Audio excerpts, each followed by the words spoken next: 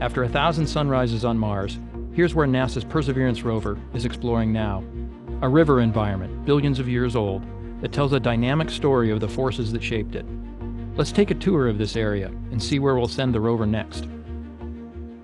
Perseverance is exploring Jezero Crater, where an ancient lake and river system once existed. If microbes ever lived here, signs of them could be preserved in these rocks. About 3.5 billion years ago, a river carved a canyon through the crater rim, filling the crater with water and depositing sand and rocks that formed a delta.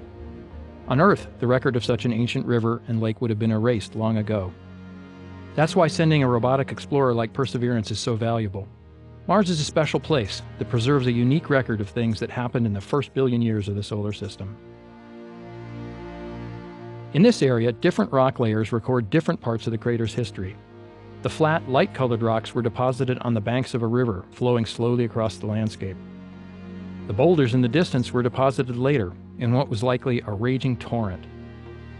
And if this peculiar outcrop caught your attention, it did ours as well. It doesn't look like sediment at all. Perhaps it's a remnant of a lava flow, now mostly eroded away.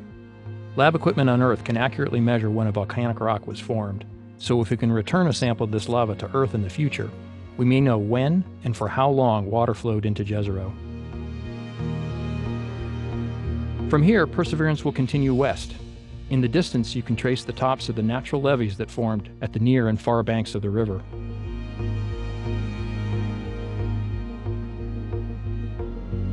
The rover will pass this area on its way upstream, continuing toward this spot where the river carved through the crater wall.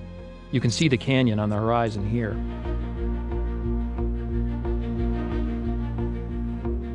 From there, Perseverance will be well positioned to head south and ascend this natural ramp that leads up and out of the crater.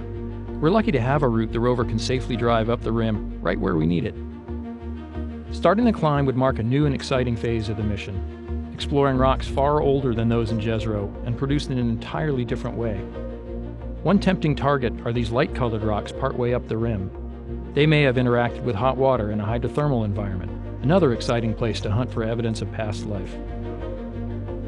Since finishing its study of the crater floor, Perseverance has been climbing the delta and piecing together the history of this once watery environment.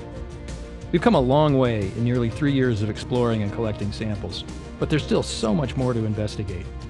Follow the journey at mars.nasa.gov/perseverance.